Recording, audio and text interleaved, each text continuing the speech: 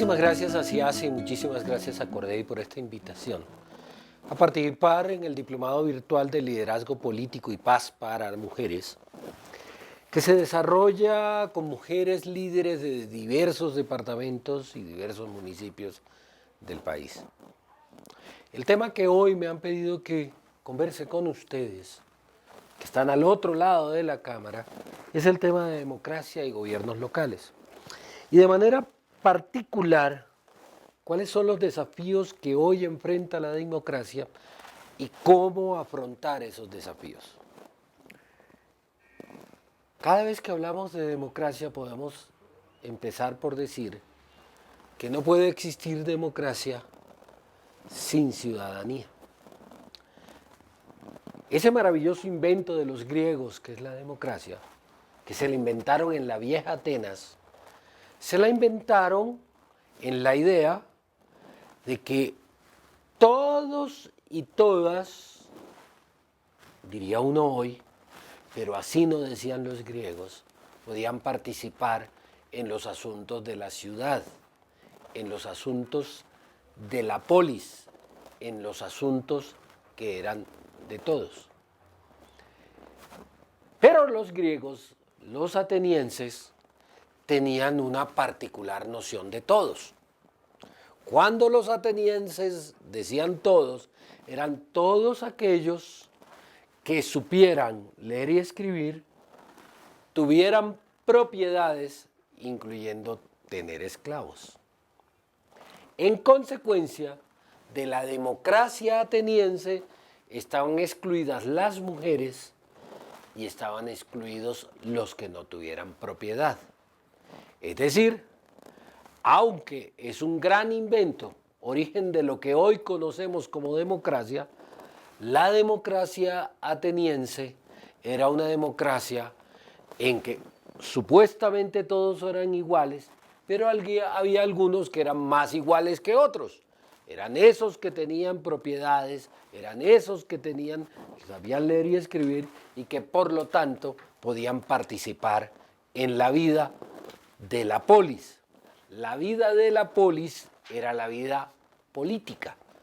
Entonces, hay tres conceptos que están íntimamente ligados: ciudadanía, democracia y política, y no se pueden separar. Lo voy a decir de adelante para atrás y de atrás para adelante. Quienes hacen a la democracia son las personas que conforman la ciudadanía. Y hacen ciudadanía en la medida en que intervienen en los asuntos de la polis, o sea, en la medida en que hacen política. La comprensión que nosotros tenemos y nosotras de la política hoy es de una cosa que está ligada a lo electoral y a los partidos.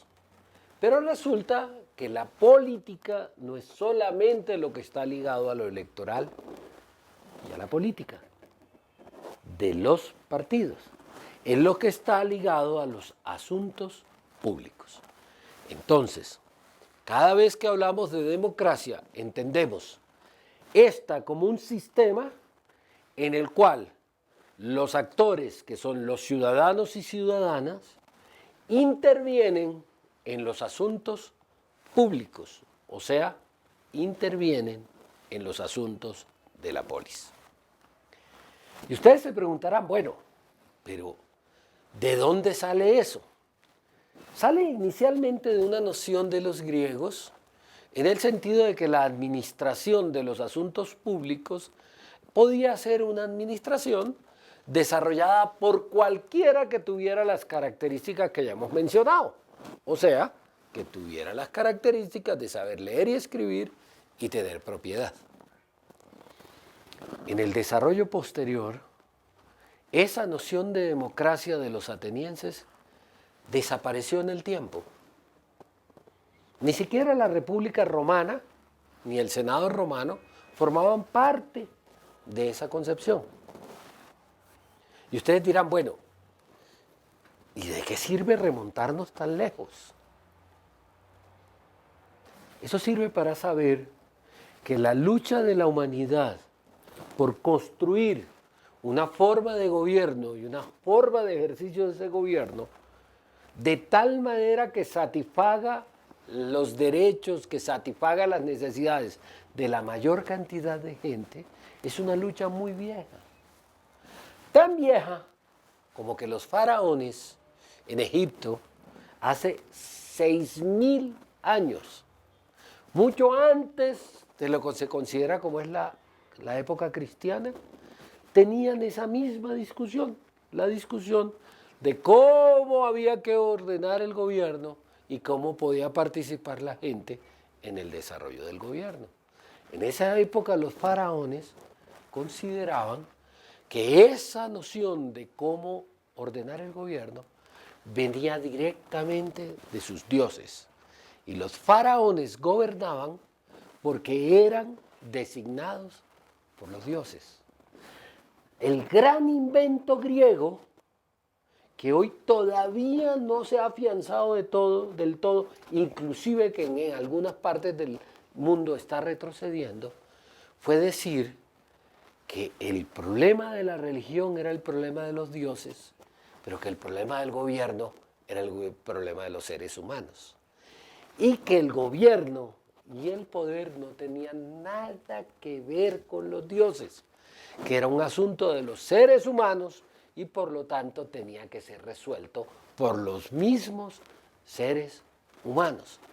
Para los griegos atenienses no existía la sangre azul y por lo tanto no había nadie que podía descender directamente de los dioses, por lo tanto cualquier ateniense, en ese sentido de la igualdad, ¿cierto?, podía gobernar la ciudad. El problema es que, como decíamos ahorita, había algunos más iguales que otros, aquellos que tenían propiedad y sabían leer y escribir. Pero desde allí, desde ese maravilloso invento hasta ahora, lo que encontramos es una larguísima progresión en la que los seres humanos han ido transformando su comprensión de lo público y la comprensión de quiénes son actores de lo público. Pero hay algunas cosas que han permanecido. Por ejemplo, el hecho de que haya sectores de la sociedad, y en este caso, en particular, las mujeres como población, que en casi ninguna parte del mundo hoy están en condiciones de igualdad para el desarrollo y la participación en las actividades públicas. No tanto como en los tiempos de Atenas, en los que ninguna mujer podía participar, pero tampoco hemos logrado la paridad a pesar de que las mujeres sean el 51% de la población. Es más, hay países donde está prohibido que las mujeres participen en la vida pública. Hay países donde está prohibido que las mujeres conduzcan cualquier vehículo, un carro, una moto. En Arabia Saudita, por ejemplo, las mujeres no pueden hacer eso, ¿sí? Y ustedes saben, por ejemplo, que hay algunos movimientos hoy en algunas partes del mundo que niegan a las mujeres inclusive la posibilidad de ir a la escuela. En ese sentido, la democracia hay que entenderla como el acuerdo que en un momento determinado hace la sociedad de una forma de articular un gobierno con la participación que en ese momento histórico ese pedazo de la humanidad decide que es la democracia. ¿Qué quiero decir con eso? ¿Qué quiero decir con eso? Cuando a uno le hablan de democracia, pareciera que toda la vida la democracia ha sido lo mismo. Y resulta que en la democracia colombiana de 1954 era el arreglo democrático que los colombianos y colombianas nos habíamos dado en esa época. En esa democracia de 1954 las mujeres no tenían derecho al voto. O sea, que la democracia, ¿sí?, no es un concepto único, unívoco, en el que todo el mundo se pone de acuerdo de cuáles son sus límites. Lo que ha ido surgiendo, que le empieza a dar cuerpo a la democracia, es el instrumento que una parte de la sociedad en un momento determinado encontró para hacerle frente a los abusos del poder. O sea, toda democracia vive una tensión entre la necesidad de otorgar poder a algunos y algunas para que los representen en el conjunto de la vida social, los gobernantes, y la necesidad de controlar para que ese poder que se les entrega sea limitado y para evitar que esas personas a quienes se les entregue ese poder usen de manera inadecuada el poder o abusen del poder. Por eso se dividen los poderes. Se supone que la división fundamental es de alguien que hace las leyes, en este caso el legislativo, el Congreso, alguien que ejecuta las leyes, el Ejecutivo, el Gobierno, alguien que interviene cuando se considera que esas leyes han sido transgredidas, han sido violadas, que es el Poder Judicial. Y modernamente se considera que hay otro poder que está claramente especificado como un poder para controlar a todos los otros, que es lo que se conoce como el Ministerio Público, que en Colombia existe como Contraloría General de la República, Procuraduría General de la Nación, Defensoría del Pueblo. Entonces, volvamos. Los seres humanos, para gobernar la vida, para tener reglas, para tramitar los intereses que se contraponen, nos inventamos una organización social. Y esa organización social la expresamos en términos de un Estado. ¿Sí? Pero no nos basta una noción de Estado cualquiera. Hay un acuerdo mayoritario en este momento en la sociedad de que ese Estado debe ser un Estado democrático. Ahora, un Estado democrático siempre debe contener la noción de que ningún poder dentro de un Estado democrático es un poder absoluto, que necesita controles. Por lo tanto, el esquema es que todo Estado está conformado por unas estructuras que entre ellas se controlan y por lo tanto el Estado democrático es llamado un Estado de pesos y contrapesos. Cuando un gobernante, una rama cualquiera del poder, quiere desarrollar su acción, tiene que contar con esos contrapesos para el ejercicio de la misma. Por eso hay cosas que puede hacer el Congreso autónomamente y hay otras que no puede hacer autónomamente. Por ejemplo, el Congreso no puede decidir autónomamente el presupuesto.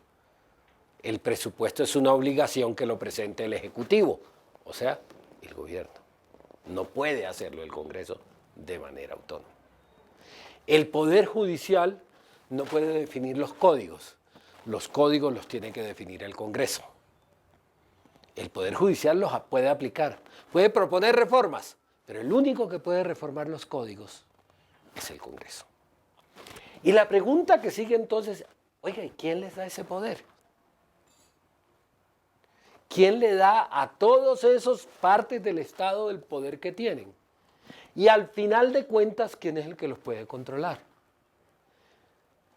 Del invento ese de los griegos de los que estamos hablando desde el comienzo, de que no existía un poder soberano que venía de Dios, viene una segunda consideración. El único soberano es el pueblo. Por lo tanto, es el pueblo el que le otorga poder a esas partes del Estado y al final es el único que puede quitarles ese poder. Lastimosamente, las muchas reglas que tiene Colombia no permiten que funcione un ejemplo de eso. Un ejemplo de eso es la revocatoria del mandato a los alcaldes.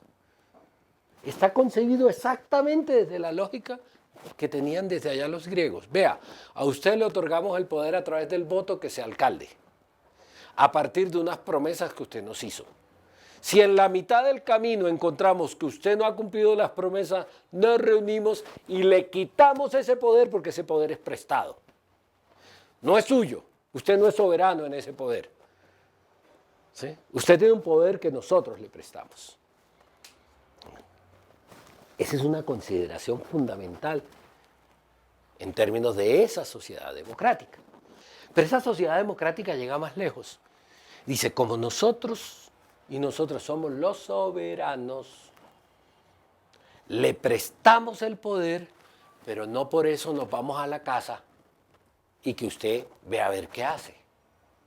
¿Sí? Y ese tránsito de una ciudadanía, de una soberanía popular, que se ejerce permanentemente, que discute y delibera con el poder que le representa, es lo que permite que se conforme dos tipos o dos variables o dos momentos de la democracia.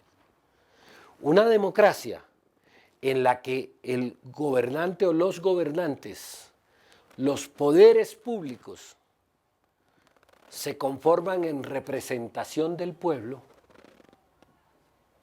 y una democracia en la que el pueblo sigue actuando, sigue participando en los asuntos públicos, sigue exigiendo ser tenido en cuenta en las decisiones públicas, encuentra y desarrolla mecanismos para hacerlo, y esa democracia ya no solo es de quienes representan al pueblo, sino que esa democracia implica el pueblo mismo actuando en los asuntos públicos. Cuando eso sucede, estamos hablando de democracia participativa. Ojo, en términos generales se quiere oponer la democracia representativa a la democracia participativa, pero resulta que no son dos elementos opuestos. Pongamos un ejemplo.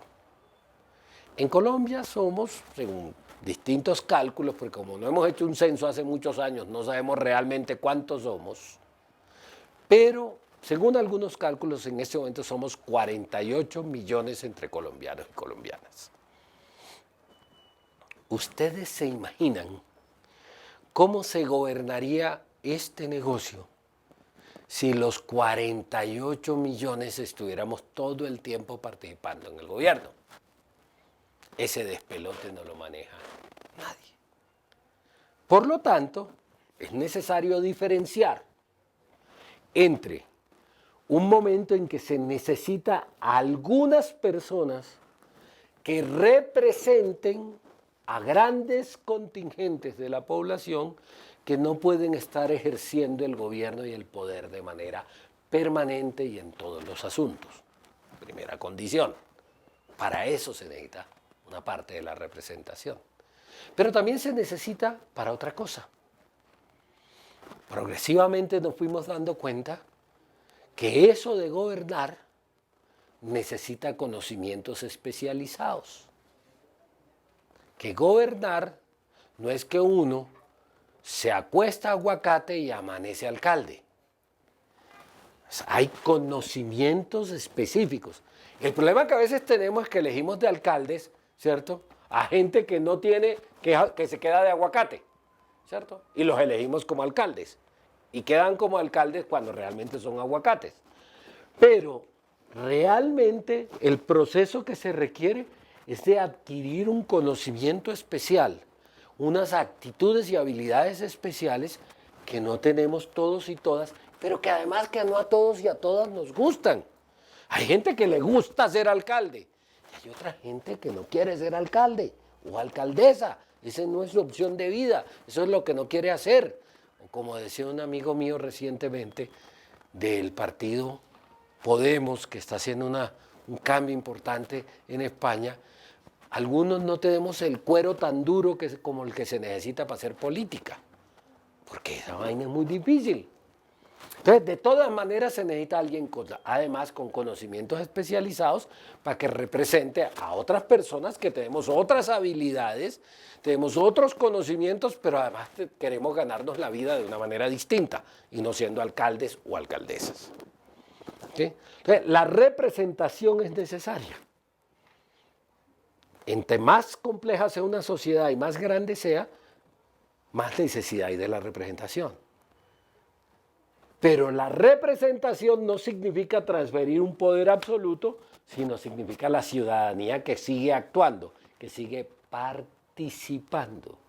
Y significa la obligación para esos representantes de facilitar, estimular, procurar, dar todas las condiciones para que la ciudadanía, para que ese pueblo soberano siga participando en los asuntos públicos.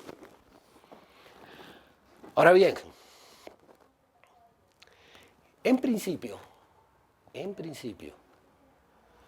toda democracia se formaliza a través de las normas. ¿Qué quiere decir eso? Que toda democracia termina señalando cuáles son las condiciones en las cuales se va a ejercer el poder, el gobierno, los mecanismos para el ejercicio del mismo y los mecanismos para la relación con la ciudadanía. Ese conjunto de normas van desde lo que conocemos como la norma de normas, que es la Constitución, hasta normas de mucho menor valor, ¿cierto? En el sentido de que tienen un valor exclusivamente local, como por ejemplo una resolución de una inspección de policía. Entonces tenemos desde las normas grandes que intentan abarcar todo el país, todo el poder y todas las relaciones entre la ciudadanía y el Estado, hasta regulaciones, normas de cosas absolutamente puntuales, como por ejemplo una resolución de una inspección de policía que prohíbe que se bote la basura en un determinado sitio. Algunos y algunas de ustedes dirán, oiga, a mí me importa más bien poquito esa vaina de la Constitución, eso está por allá lejos. A mí lo que me gustaría saber es de esa vaina de la prohibición de la basura aquí en la vereda o en el barrio.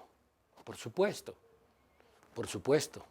Pero no se pueden olvidar que la única forma de que salga la resolución sobre la basura en la vereda y en el barrio es si hay una norma superior que nos pone de acuerdo a todos y todas, por ejemplo, de que es necesario regular dónde se echan las basuras. Ese poder de regular dónde se echan las basuras es un poder que está contenido en las leyes y en la Constitución y que después utiliza el inspector de policía para sacar una resolución en el barrio La Vereda. Eso quiere decir una cosa muy importante. Muy importante. Nada de lo público nos es ni nos puede ser ajeno. Si yo digo, no, vea, a mí lo único que me interesa es mi vereda.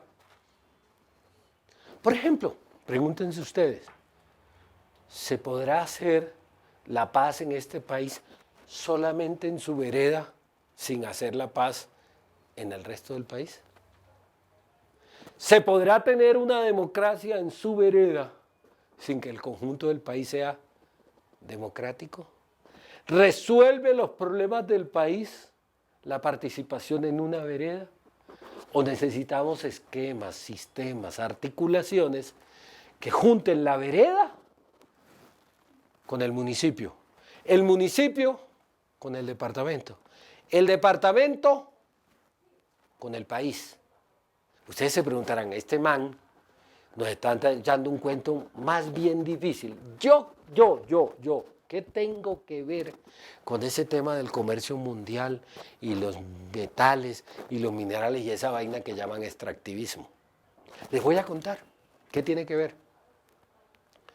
Probablemente todos y todas tengan en su bolsillo un teléfono celular. Y probablemente ese teléfono celular tenga coltán del Amazonas, oro del Perú,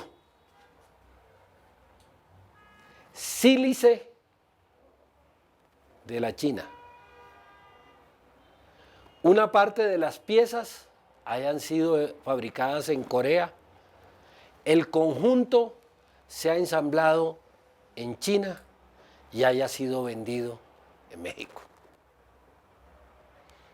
Esa panelita, ¿sí?, que ustedes tienen en sus manos o en sus bolsillos, ¿sí?, tiene todo eso e implica un conjunto de relaciones. O sea, cuando en el Guainía tenemos problemas con la explotación clandestina del coltán, es porque se necesita coltán para poder producir teléfonos celulares. Esos que ahora posibilitan que casi todo el mundo, en casi todo el mundo, pueda estar conectado casi todo el tiempo y pueda hablar por teléfono. Es decir, cada vez más las vidas de las personas, de los países y de los estados están más relacionadas. Pero volvamos, para que no nos distraigamos, con el asunto esencial de para qué son los estados y qué es lo que hace la democracia. Lo que hace la democracia y los estados es administrar poder. Un poder que primero que todo está en el pueblo, en la soberanía popular, y que ya decíamos es prestado a quienes ejercen el gobierno, a quienes lo ejercen, y es controlado. Ahora la pregunta es, ¿con qué controlamos? ¿Desde dónde controlamos? ¿Qué instrumentos tenemos para hacer ese control? Y los seres humanos nos hemos inventado una cosa que llamamos los universales, como instrumentos, como normas, como conceptos y como enfoques para controlar el poder. ¿Y en qué consiste? Consiste en la doctrina de los derechos humanos, el derecho internacional de los derechos humanos. ¿Qué hace el derecho internacional de los derechos humanos? ¿Cómo surge? Surge de la misma manera como surge la democracia, como un instrumento de control, ¿cierto?, frente al poder del soberano. Lo que hacen los derechos humanos es darnos unos instrumentos para la relación entre el Estado y la ciudadanía. ¿Cómo así? ¿Cómo así? Este man ya debe ser subversivo, ya empezó a hablar de derechos humanos. Bueno, sí, los derechos humanos tradicionalmente han sido subversivos, porque los derechos humanos son una muralla frente al poder. ¿Qué es lo que nos dicen los derechos humanos? Que todos los seres humanos, hombres y mujeres, independientemente de nuestra raza, de nuestra etnia, de nuestras creencias, tenemos unos derechos que forman parte de la persona humana. Son de nosotros. Nosotros somos titulares de esos derechos. Y dice esa doctrina que así como nosotros y nosotras somos titulares de esos derechos, el Estado tiene que ser garante de que esos derechos se cumplan. Es decir, todo Estado, para que sea democrático, realmente tiene que pasar por ser un Estado de derecho. ¿Qué quiere decir eso? Que los gobernantes y los ciudadanos y ciudadanas solo podemos actuar de acuerdo con las normas y que la relación que nosotros establecemos con un Estado democrático y de derecho consiste en que es la obligación de ese Estado garantizar que nosotros y nosotras podamos gozar de nuestros derechos. Es decir, la relación entre Estado y ciudadanía es una relación entre un portador de obligaciones y un titular de derechos. La persona humana es titular de derechos, el Estado es garante de derechos. Entonces tenemos una ciudadanía que actúa en lo público, ¿cierto? Que es portadora de poder, y ya dijimos, es portadora de derechos, es titular de derechos. Un Estado, que es el instrumento que esa ciudadanía construye para regular la vida de la sociedad. Ese Estado, cuando procede de esta ciudadanía, es diseñado y montado por esa ciudadanía, es un Estado democrático. Y para que lo sea, tiene que estar organizado de acuerdo con normas que representan el consenso de la sociedad y que son la Constitución, las leyes, para ser un Estado de derecho. Pero en ese Estado, no todo el mundo puede tener el poder y usarlo de cualquier manera.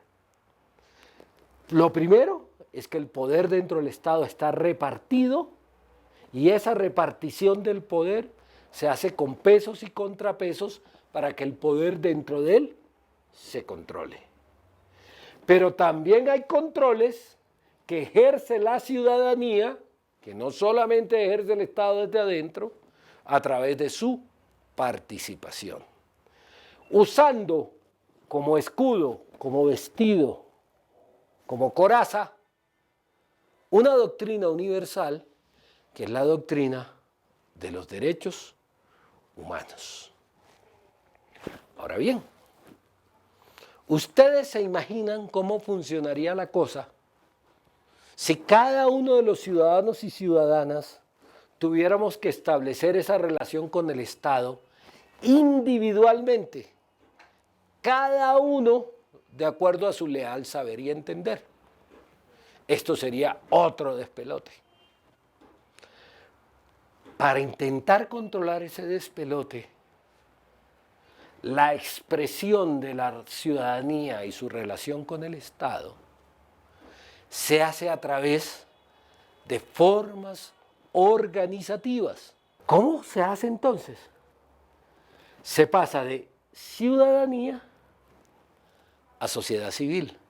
¿Y qué es la sociedad civil? La sociedad civil es la ciudadanía organizada alrededor de los intereses para tramitarlos de manera ordenada. Cuando se conforma una junta de acción comunal o cuando un grupo de mujeres se organiza, no es porque necesiten juntarse para echar chismes o que necesiten juntarse, ¿sí?, para tomar ron. No, se juntan porque hay un interés en relación con derechos, con aspiraciones, con necesidades, con intereses que quiere tramitarse. Y la organización es el instrumento para hacer ese trámite. ¿Sí? Las sociedades son tanto más fuertes cuanto más organizados y organizadas estén sus ciudadanos. Ese viejo cuento de que la unión hace la fuerza no solo es cierto hacia cada uno de los grupos y organizaciones, sino que es cierto con relación a toda la sociedad. Una sociedad, insistimos, es tan fuerte como fuertes sean las organizaciones que la componen. Una sociedad fragmentada, dispersa, individualizada, es una sociedad con serias dificultades para construirse en la vida democrática. Gracias.